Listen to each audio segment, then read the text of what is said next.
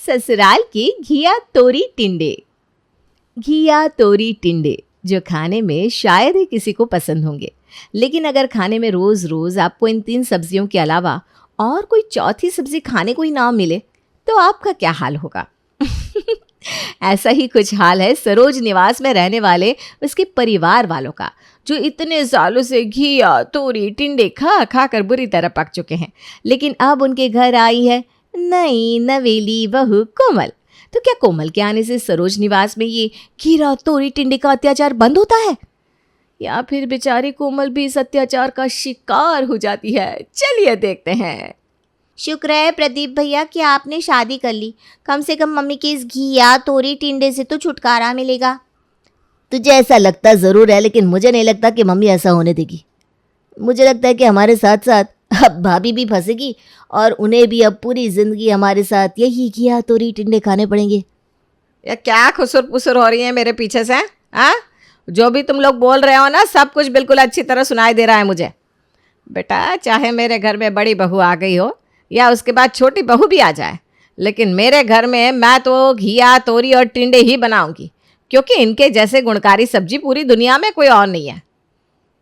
माँ, आपको हमारे ऊपर ज़रा सा भी तरस नहीं आता क्या? लौकी और टिंडे खा खा कर तो मेरी शक्ल भी अब वैसी ही होती जा रही है। अब ज़्यादा नहीं तो कम से कम हफ्ते में एक दिन तो हमें कुछ अच्छा खा लेने दिया करो। चुप रह। अरे वाह बहू, तूने तो बड़ी जल्दी सबके लिए खाना बना दिया। तूने वही सब बनाया है ना बेटा जो मैंने तुझे बनाने के लिए बोला था? जी मम्मी जी। आ रही है, लो तुम्हारे पापा जी भी आ गए। बिल्कुल सही समय पर आए हो जी। देखो बहू ने कितना टेस्टी खाना बनाया है। आज तो मैंने पहली बार बहू से कहकर घर में मिक्स वेज बनवाई है। क्या मिक्स वेज? अरे वाह वाह, ये तो कमाल हो गया। इतने सालों बाद आज मिक्स वेज खाने को मिलेगी। पापा जी, मिक्स वेज मतलब घिया तोरी और टिंडे की मिक्स सब्जी। क्या? अरे ये सब सब्जियां अलग अलग खाकर हम पहले से कम परेशान थे, जो आपने एक साथ मिक्स करके ये सारी सब्जियां बनवा दी। पता नहीं भाभी भी हमारे बारे में क्या सोच रही होंगी। अरे सोचना क्या है बेटा, पता भी है कितनी स्वाद सब्जी लगती है ये। अपनी शादी से पहले बनाती थी मैं ये सब्जी अपने मायके में, और मेरे मायके वाले उंगलियां चाट चाट कर खाते थे। हाँ बिल्कुल बेटा, इसीलिए जब भी तुम्हारी मम्मी अपने मायके जाती थी और गलती से रसोई में चली जाती थी तो सभी से हाथ पकड़ पकड़ कर बाहर निकालते थे। आज कुछ ज़्यादा ही मजाक नहीं कर रहे आप? जानते हो ना, ज़्यादा मजाक सेहत के लिए अच्छा नहीं होता। ज़रा रोटी तो देना बहू। बेचारी कोमल की पहली रसोई में उसकी सास उसे घिया तोरी टिंडे की मिक्स सब्जी बनवा देती है। उसका ट्रॉमा अभी तक कोमल के दिमाग से निकला नहीं था कि अगले दिन उसकी सास फिर से घर में 2-2 किलो ये 3 सब्जियां लाकर रख देती है। अरे मम्मी जी, इतनी सारी सब्जी और वो भी सिर्फ घिया तोरी टिंडे। अभी 3 दिन से एक दिन घिया एक दिन तोरी और कल टिंडे बनाए थे। मैं तो सोच रही थी आज खाने में मटर पनीर बना लेती हूँ। अरे नहीं नहीं बेटा, हमारे घर में ऐसी सब्जियां कोई नहीं खाता। हम तो हमेशा सिर्फ घर में घिया तोरी और टिंडे ही खाते हैं। मुझे तो इन सब्जियों के अलावा किसी और सब्जी का स्वाद पसंद ही नहीं आता बेटा। जा, आज ना खाने में इनमें से कोई भी 2 सब्जी बना ले। एक सब्जी सूखी रख लियो और एक ग्रेवी वाली बना लियो, तो रोटी और चावल के साथ आराम से खा लेंगे। अब बेचारी कोमल, जिसने शादी से पहले कभी इन 3 सब्जियों में से किसी भी एक सब्जी को नहीं खाया था, अब उसे हर रोज यही सब्जी खानी पड़े तो उसका भी दिमाग खराब हो ही जाएगा। यार, ये कैसे घर में शादी कर ली? ऐसा लगता है कि मैं शादी करके ससुराल में नहीं बल्कि किसी टिंडे तोरी और घिया के खेत में आ गई हूँ। जब देखो तब आंखों के सामने यही दिखाई देती हैं। बेचारी कोमल परेशान होकर सबके लिए खाना बनाती है। डाइनिंग टेबल पर उसकी सास तो आराम से मजे ले लेकर खाना खा रही थी लेकिन बाकी सबकी शक्ल देखने लायक थी। भाई मेरा खाना तो हो गया, बहुत स्वाद खाना बनाया था बेटा, और टिंडे की सब्जी आहा लाजवाब बनाई थी। चलो अब मुझे नींद आ रही है, मैं चलती हूँ सोने। मैं भी चलता हूँ, मुझसे अब और टिंडे नहीं खाए जा रहे। क्या मतलब? मतलब कि बहू ने इतने स्वाद टिंडे बनाए हैं कि मैं स्वाद में 2 कटोरी टिंडे की सब्जी खा गया। अब अगर ज़्यादा खा ली तो पेट में दर्द हो जाएगा ना। चलो चलो भाग्यवान। सरोज देवी के वहां से जाते ही भाभी प्लीज़ कुछ करो ना। अब रोज़ रोज़ ये टिंडे तोरी घिया नहीं खाए जाते। प्लीज़ आप ही अब कोई सोल्यूशन निकालो ना। हाँ भाभी, अब तो आप ही हमारी मसीहा हो। एक आप ही हो जो हमें मम्मी के इस अत्याचार से बचा सकती हो, वरना मरते दम तक हम सबको ये घिया तोरी और टिंडे खाने पड़ेंगे। सही बोल रहे हो भैया। हमने तो पिछली बार आलू ही जब खाए थे जब मामा जी के घर गए थे। वो तो शुक्र है कि मम्मी ने उस दिन मामी जी से कहकर जो टिंडे की सब्जी बनवाई थी वो मामी जी ने जानबूझकर जला दी, वरना तो उस दिन भी हमें टिंडे ही खाने पड़ते। अरे मैं तो खुद ये घिया तोरी और टिंडे खा खा कर पक गई हूँ। मैंने तो शादी से पहले कभी इन सब्जियों को मुंह में ही नहीं डाला था। अरे अपनी मम्मी को घर में लाने तक नहीं देती थी ये सब्जियाँ, लेकिन अब देखो इनके अलावा और कुछ खाने को ही नहीं मिल रहा। लेकिन आप सब चिंता मत करो, मैं इसका कुछ ना कुछ सोल्यूशन तो ज़रूर निकाल के रहूँगी, बस थोड़ा वेट करो। हमें आपके ऊपर पूरा भरोसा है भाभी। All the best. हमें बस इनसे से जल्दी छुटकारा दिला दो। कोमल सबसे कह तो देती है कि वो इस मुसीबत का हल ढूंढ लेगी, लेकिन उसे भी समझ में नहीं आ रहा था कि आखिर वो करे तो क्या करे। लेकिन तभी उसे आती है बाहर से पौधे बेचने वाली की आवाज़ और जलता है उसका दिमाग का बल्ब। अरे हाँ, अब देखो कैसे सब ठीक होता है। कोमल बाहर हॉल में आती है। मम्मी जी, मैं कुछ दिनों से घर में ना कुछ पौधे लाने का सोच रही थी। आज गली में पौधे बेचने वाला आया है, तो मैं कुछ पौधे खरीद लूँ? हाँ हाँ, खरीद ले बहू। वैसे भी ना घर में हरियाली रहती है तो घर अच्छा लगता है। जी मम्मी जी। कोमल गली में पौधे खरीदने के लिए जाती है। आइए आइए बहन जी, आइए। बताइए कौन सा पौधा चाहिए आपको, गुलाब का या मोगरे का? मेरे पास ना पुदीने और कड़ी पत्ते का पौधा भी है। अरे नहीं भैया, मुझे इनमें से कोई पौधा नहीं चाहिए। मुझे ना घिया तोरी और टिंडे का पौधा चाहिए। क्या? लेकिन बहन जी, इनके पौधे थोड़ी ना आते। सब्जियां तो बड़े बड़े गमले में उगती है और मेरे पास इतने बड़े गमले नहीं है। लेकिन हाँ, मेरे पास इन सब्जियों के बीज है। मैं आपको इनके बीज दे देता हूँ। आप बाजार से बड़े वाले पौधे या बड़ी सी क्यारी खरीद कर बीजों को उनमें लगा देना। आपके घर में ही सब्जियां उगकर तैयार हो जाएंगी। ठीक है भैया, आप मुझे इनके बीज दे दीजिए और एक ये वाला पौधा भी दे दीजिए। कोमल अपनी सास को दिखाने के लिए पौधे वाले से एक पौधा खरीद लेती है और घिया तोरी और टिंडे के बीजों को बोने के लिए अपनी ननद से बहुत सारे बड़े बड़े गमले भी मंगवा लेती है। भाभी मुझे समझ में नहीं आ रहा, अपने घर के लिए इतने बड़े बड़े गमले क्यों मंगवाए हैं? ऐसा क्या उगाना है आपको इनमें? थोड़े दिन रुक जाओ, सब कुछ पता चल जाएगा ननद जी। अरे हॉल के अंदर ये इतने बड़े बड़े गमले किसने लगा दिए? बहू, ए बहू। आई मम्मी जी। जी मम्मी जी। बहू, तूने हॉल के अंदर ये इतने बड़े बड़े गमले रखे हैं क्या? हाँ मम्मी जी।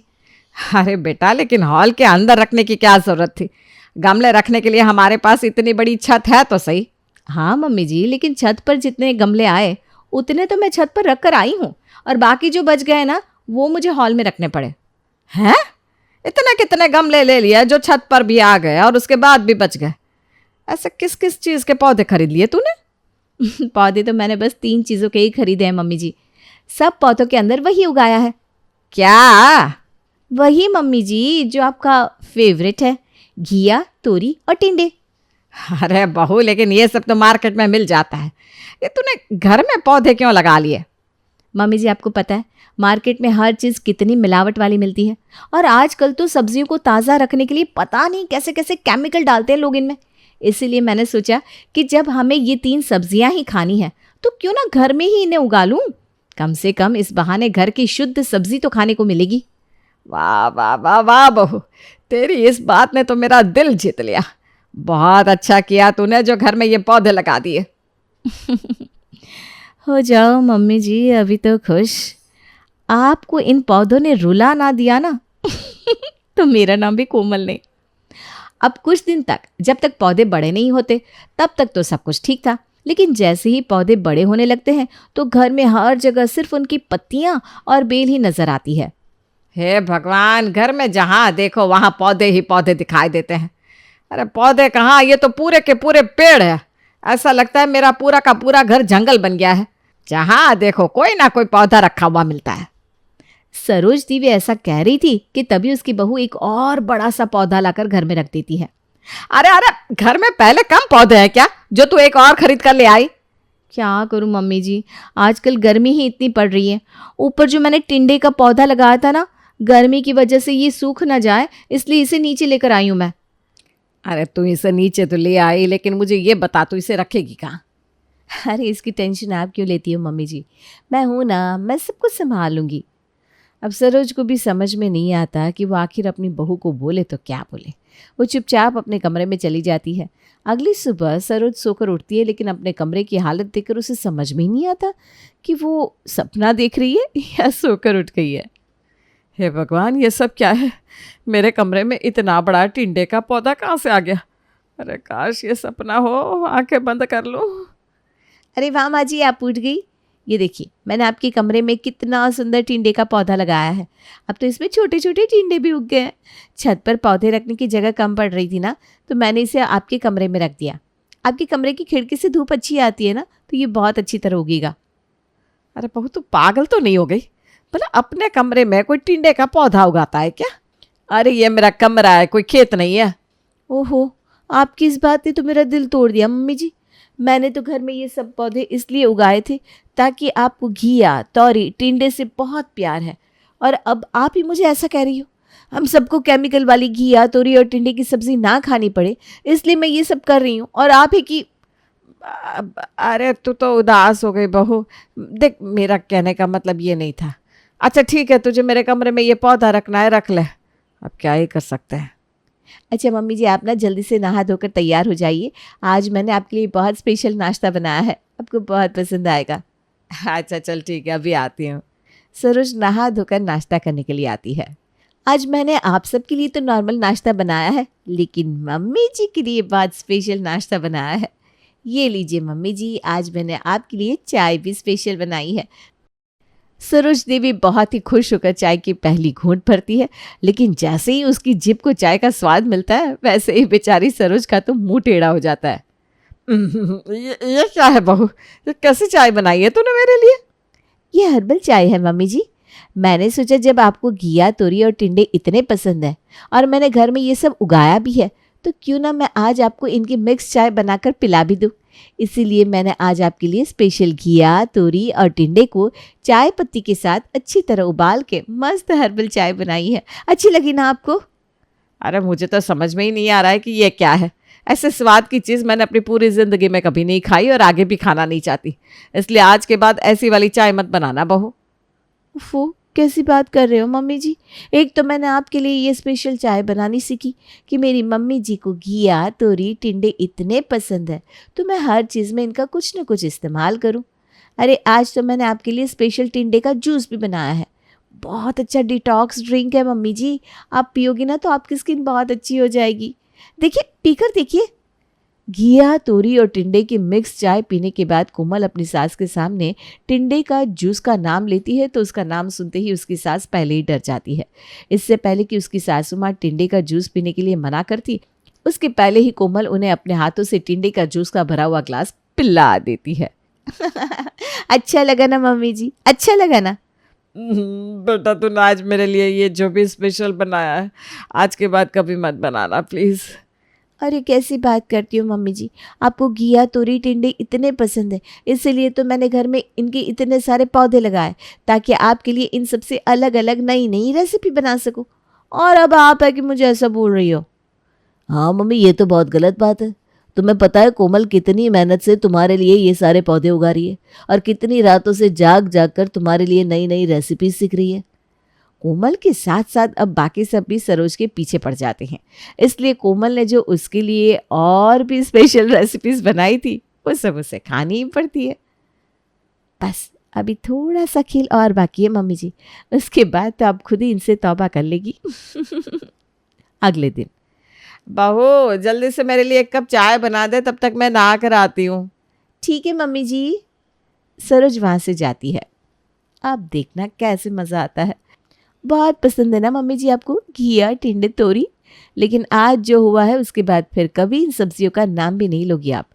सरोज जैसे ही बाथरूम में नहाने के लिए जाती है, तो बाथरूम का नज़ारा देखकर उसके होश उड़ जाते हैं।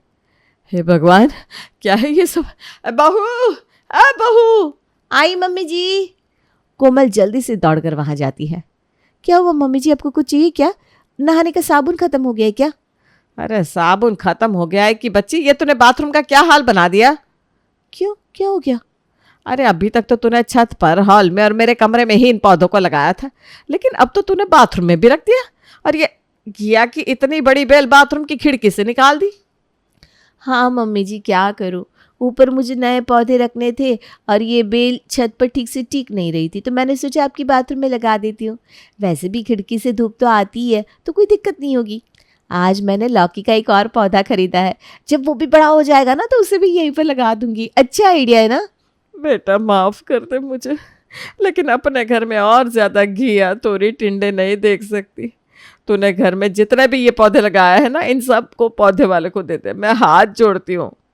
मम्मी जी आप ऐसा क्यों कर रही हो? मैंने इतनी मेहनत से इतने महीने लगाकर आपके लिए ये सब उगाया, और अब आप कह रही हो कि मैं ये सारे पौधे पौधे वाले को दे दूँ? अगर मैंने ये सारे पौधे पौधे वाले को दे दिए तो मैं घर में आपके लिए ऑर्गेनिक घिया तोरी और टिंडे कैसे बना पाऊंगी? अरे नहीं खाना बेटा ऑर्गेनिक, क्या मुझे घिया तोरी और टिंडे अब खाने ही नहीं। आज के बाद घर में ये 3 सब्जियां कभी नहीं बनेगी। इनके अलावा तुझे जो बनाना है बनाना, लेकिन ये 3 सब्जियां कभी मत बनाना। कभी नहीं, कभी नहीं, कभी नहीं। लेकिन मम्मी जी। अरे कहा ना कभी नहीं। आखिरकार अपनी सास को घिया तोरी और टिंडे से नफरत करवाने का कोमल का ये अतरंगी पैंतरा कामयाब हो ही जाता है, और कोमल की हरकत से उसकी सास घर में कभी घिया तोरी टिंडे लाना तो दूर, इन तीनों सब्जियों का नाम लेना भी घर में बैन कर देती है।